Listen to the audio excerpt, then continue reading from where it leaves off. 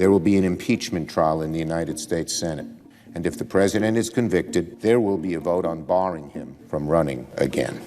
On January 13th, 2021, the House of Representatives voted to impeach Donald Trump, making him the first president in U.S. history to be impeached twice. The article of impeachment states that Trump incited an insurrection, citing his role in the siege on the Capitol on January 6th. Going to try and give them the kind of pride and boldness that they need to take back our country. But experts say that Trump's harmful rhetoric started well before the rally. It wasn't just January 6th that caused what happened. It was the days, the weeks, the months leading up to it. So how has Trump's rhetoric since the election led to this historic impeachment? And if he's convicted by the Senate, what could it mean for a president who is no longer in office? Being impeached twice is not something you put on your resume. Impeachment was put into the Constitution by the founders as a very critical check against abuse of power by the executive, by the president. Impeachment is when the House of Representatives files charges against a sitting official. These charges have to fall under the categories of treason, bribery, or high crimes and misdemeanors. It's not written in the Constitution what it means to be a high crime and misdemeanor, but what the founders meant and what Congress has done ever since is to say, yes, most important, there needs to be abuse of power, abuse of office. There have been 4 presidents who faced serious impeachment moves. Andrew Johnson, he was charged with illegally firing a cabinet official. Then there was Richard Nixon. He was charged with breaking federal criminal law. Nixon resigned from office before he was certain to be impeached and convicted. Then there was Bill Clinton, who was impeached in 1998. He was charged with lying in a civil deposition in a lawsuit.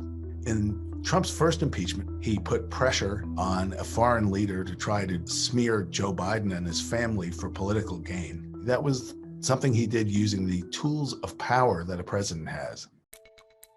The new article of impeachment states that Trump participated in high crimes and misdemeanors, asserting that his efforts to overturn the election influenced the violence in Washington on January 6th and was a betrayal of his trust as president.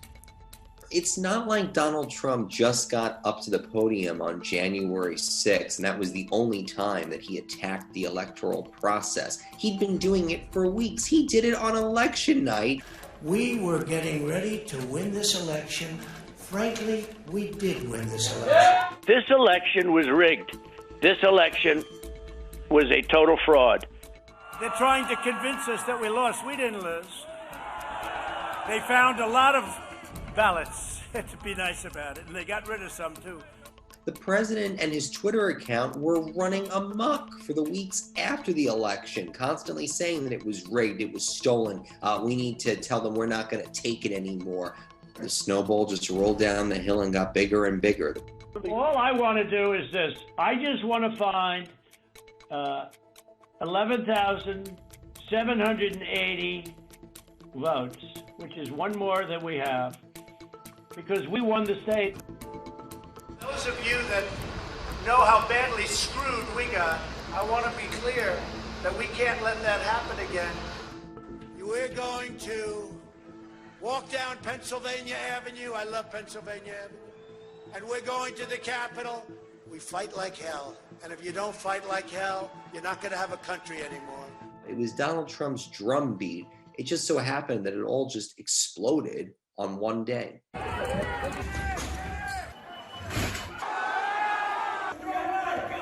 The basic fact is he summoned a mob and sent them to the Capitol. And if that isn't impeachable, it's kind of hard to think of what is.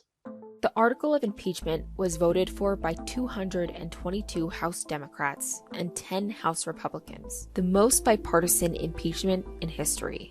In the first impeachment, things fell very sharply along partisan lines, as they have in recent years when Bill Clinton was impeached. Pretty much the same thing happened. This time, the members of Congress of both parties had just fled for their lives. They were rattled, they were angry, and he was still in the White House, and they felt they needed to do something. To allow the President of the United States to incite this attack without consequences is a direct threat to the future of this democracy. On January 25th, the House delivered an article of impeachment to the Senate to move forward with a vote to convict the former president. After the House votes for impeachment, where it only needs a majority vote to pass, they will then present the charges in a trial before the Senate, where each side makes their arguments and witnesses may be called.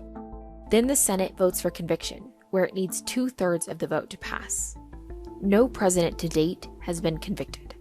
In a normal impeachment trial, if the Senate does not vote to convict, the president is acquitted and retains their office. If the Senate does vote to convict, the sitting president would automatically be removed from office. But this trial will have a marked difference from past impeachments. It will be the first that the president being impeached is no longer in office. It's going to be about the constitutionality. Does the Constitution believe that a former president can be impeached and then tried by the Senate? It's never been tested before. It has happened before, though not with presidents. And the vast weight of expertise and constitutional scholars say, yes, you can do impeachment for abuse of office, even after the person has been removed from office by the voters. It's good to know, too, the House of Representatives voted to impeach while Trump was still president. It's just the Senate didn't begin the trial until now. If Trump is convicted, the consequences will look different than they would for a typical conviction. He would be the first president to be convicted by the Senate in American history, but he wouldn't be removed from office because the voters already did that. It takes another vote by the Senate to bar him from running for office again. That, however, only requires 51 votes. There are other possible consequences, too. They could pass resolutions to strip him of his post-presidency benefits, his Secret Service protection, but that would be another step the Senate would need to take. That's not an instant thing. If Trump is not convicted in the Senate, Democrats may look into other options to bar him from further holding office. The separate language in the 14th Amendment, which says if you've engaged specifically in insurrection, that you can't be in the Congress or be president. There's the possibility of censure, which is a lesser punishment, but which would put everybody on the record as opposing violent insurrection. And of course, there's the potential for criminal prosecution. Even out of office, Trump continues to push his claims of election fraud. Sources told ABC News that his legal team quit a week before the trial because Trump wanted them to argue his false claims, rather than focus on the constitutionality of the trial.